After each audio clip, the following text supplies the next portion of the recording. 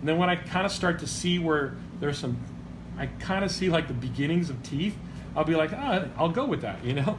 Like, it's literally that simple. I'll be like, I like where this is going, so why don't I make, this is where the canines are gonna be, you know?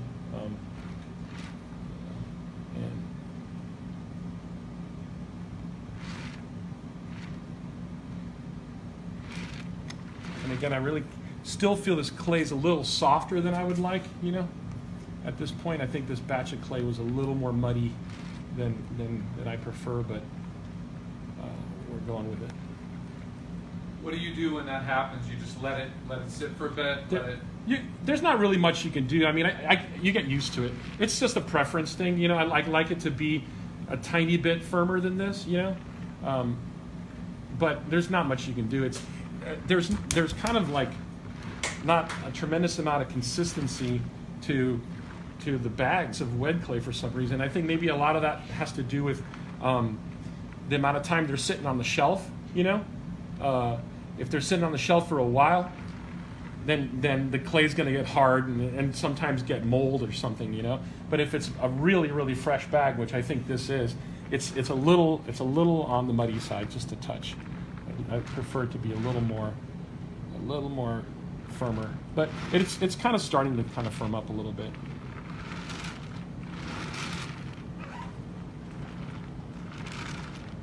Since you were just focused on the teeth area, this is a question from Jesse that's appropriate right now. When working in WED, do you like to refine the teeth at a later stage when the clay is a bit firmer? Yeah, that's why I wait. I map them in, sort of like roughly map them in, and then the clay will eventually start getting firmer, you know, like, and then as it gets firmer, then you can start refining them. Right now, they're hard to refine. I mean, you can kind of get in there and start, you know, kind of giving them the return that they're supposed to have, you know, like that.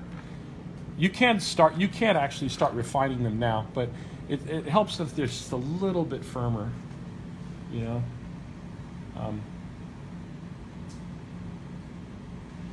Yeah, so let's see.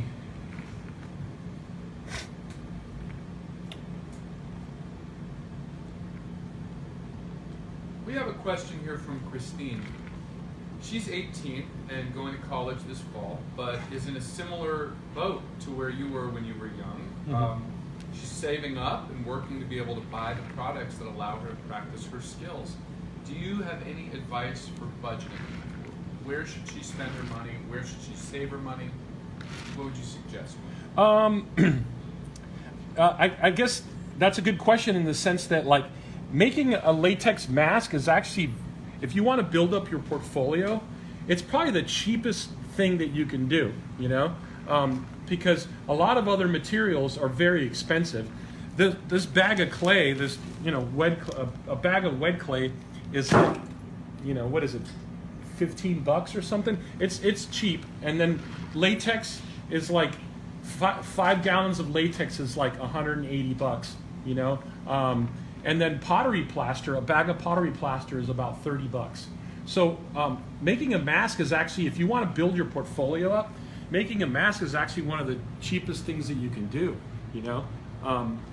And then, you know, budgeting money, it's tough. I hear you. I mean, you know, like I said, I mean, I grew up, you know, as a lower middle class kid. I got a job, you know, my first job was, was just at a shoe store, you know, and I worked there for a month, and then I got a job selling stereos, you know, and that I worked a little longer doing that, but I would just like put away my money, you know, to buy materials, you know, and I would do stuff like, I actually found, because latex, even though, you know, for a kid, you know, for latex, a gallon of latex is $50, still $50. Like, where are you going to come up with $50? So I actually looked around and I found this other type of mold making latex that was really cheap, like super cheap, but it was really, really thick.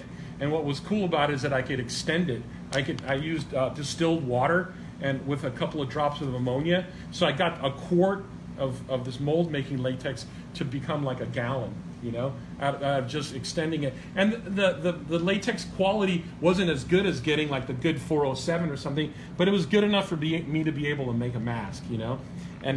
So you have to, you have to kind of be resourceful in that way, like just try to figure out ways to save money. But making a mask is cheap, and you can really impress, someone with your abilities by just simply making a mask. And I've told this story probably a million times, and when you saw the promo for this, I mentioned it, but I got hired by Rick Baker, when I was 19, or 20 or whatever, just simply by making a mask. Not just one mask. I mean, I literally filled my room full of masks, and I thought, like, I want to have something to show. I'm not going to, somebody like that, I'm not going to just contact out of the blue and just be like, hey, hire me, just because I contacted you. And I think, unfortunately, the internet nowadays has kind of blurred the lines of you cold contacting people like that. Like, if you're going to contact someone, have something to show. Don't just like say, hey, hi, I'm here. Here's my bloody gash. Can you give me a job? You really have to work really, really hard. And anybody who's ever done this can tell you that.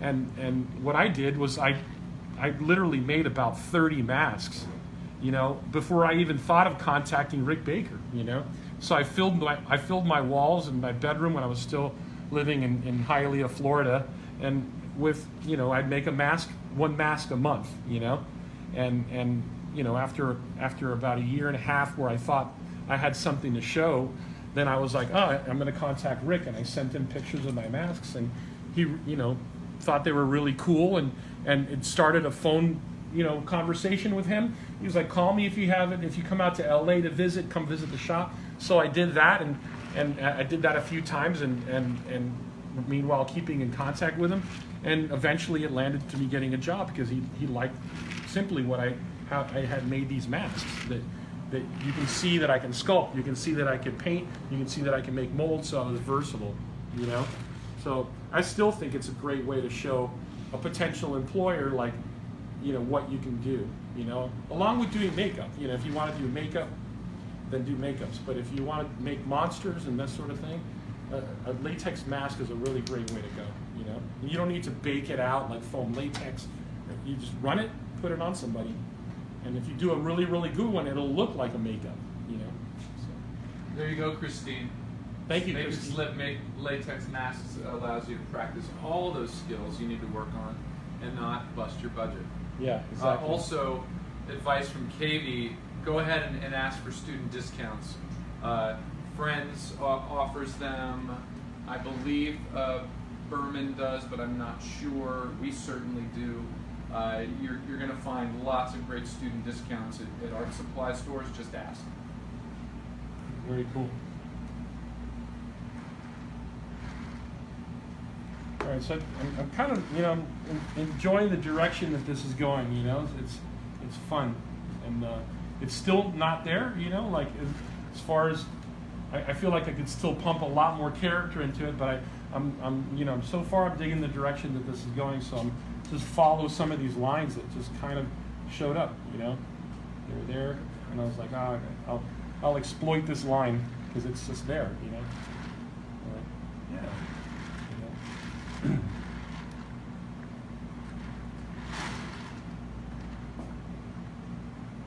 Would you say the Howling Werewolves are your favorite werewolves of all time? If you had to pick one. That's always the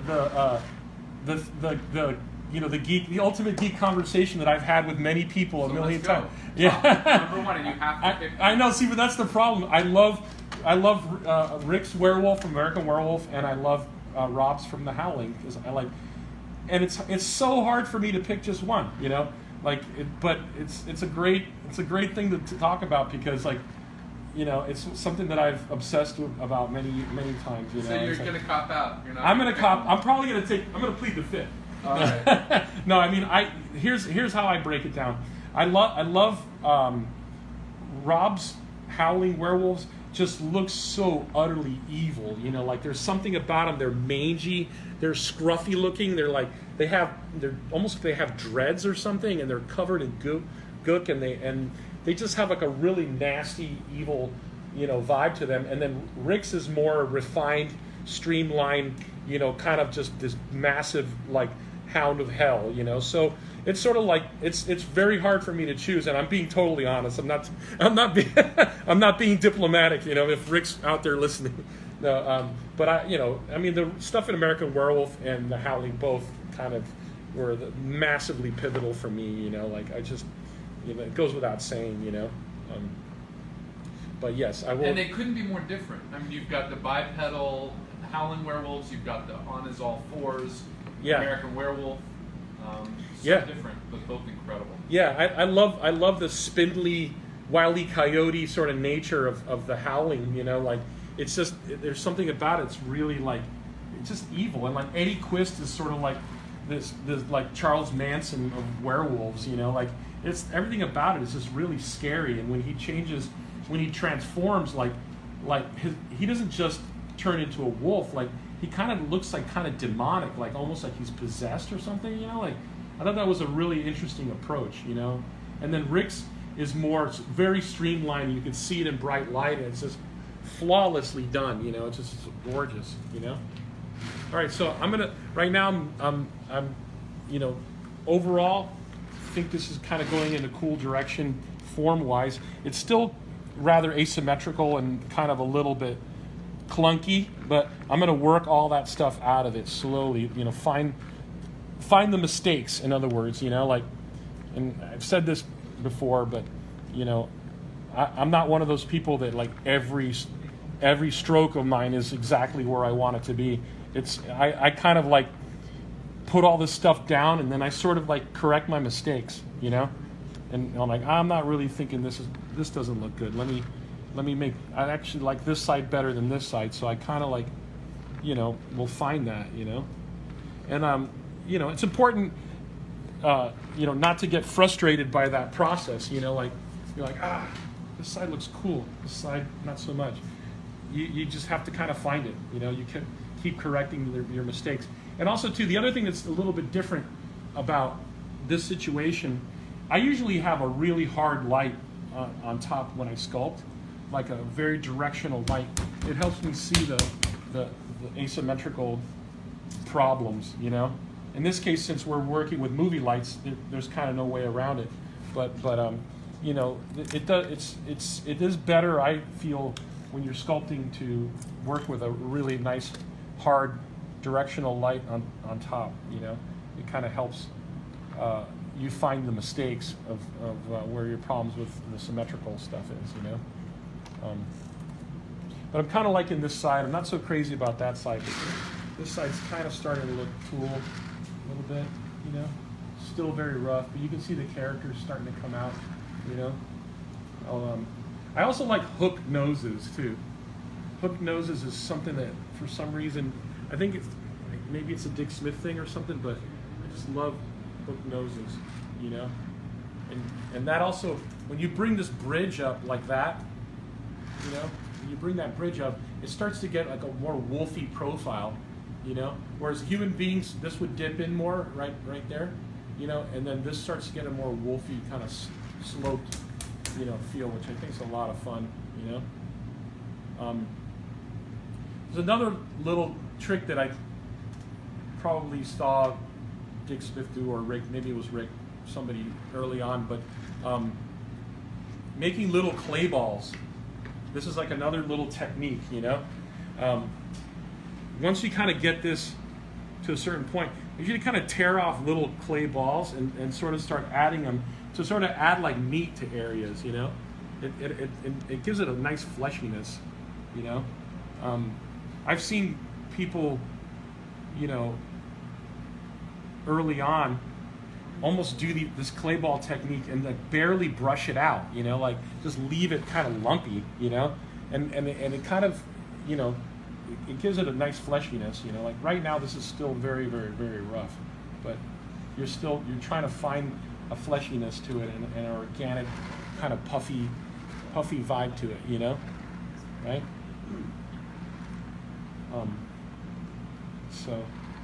But I kind of am starting to enjoy the direction, at least of this side of the face, you know. I'm going to still work in a lot more next week. We'll be covering more secondary forms, but this, I wanted you to kind of get the idea of what the block out, how important that is before you start diving into putting too much detail into this stuff. It's so important to kind of get a really, really nice silhouette for your monster, you know?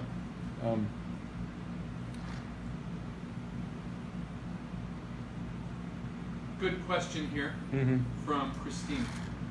For making masks like this, is it more cost effective to buy new WED clay for every mask, or get a large quantity of oil-based clay that you can reuse for different masks? Yeah, good question. Good question.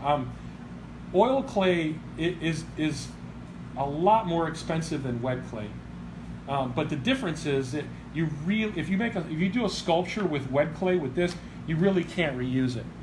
Once you do this sculpture and you make a mold out, the clay is kaput. It dries out so much, and you could probably reconstitute it, but why would you want to? It would be a mess. So oil-based clay is reusable, but it's also a lot more expensive than this stuff. This stuff, like I said, this EM217, which is WED, it's Sculpture House, right? Is it one of that? Sculpture House EM217. And the reason why it's called WED is because I think it was originally developed for the Walt Disney Corporation. So it's Walt Elias Disney is what WED means, you know. So WED clay is dirt cheap. A bag of this costs nothing, whereas a small brick of Chavant is like what, $10 or something, $9 or $10. This is like a whole box is like $14, a huge 50-pound bag, you know. So yeah, you can reuse the oil-based stuff, and oil-based does have its advantages too. Oil-based, you know, there's a completely different style of detailing when you do oil-based too, you know. I'm going to show you detailing for water-based, but oil-based, which is what appliances are usually sculpted out of, it's almost not entirely different, but it's a really, really different way of finishing and detailing for oil-based versus water-based, you know. But I would say use the WED. If you're worried about money, I would say use WED. And plus also too, WED is easy to manipulate, especially if you're a beginner, you know. Oil-based is hard. It hardens up on you, you know. I mean, you want to soften oil-based in an oven or something like that, you know, to get it pliable. But then when it actually is on your sculpture, and if you leave it overnight, especially when it's a cold room or something like that, the next day it'll be really, really pretty hard. And it's when you're a beginner and you move slow, this is much easier, I think. You know, that's why I kind of recommend for someone who's starting out, or even not even for someone who's starting out, but even a lot of professionals use WED, this stuff, because it's fast. It's really, really, really fast, you know. So to boil it down, Christine, because there's a lot of information, we recommend that since you're new to this, you go ahead and invest in the WED clay and get that under your fingers, and then you can move into the oils. But for practicing and making masks, WED clay. Yeah.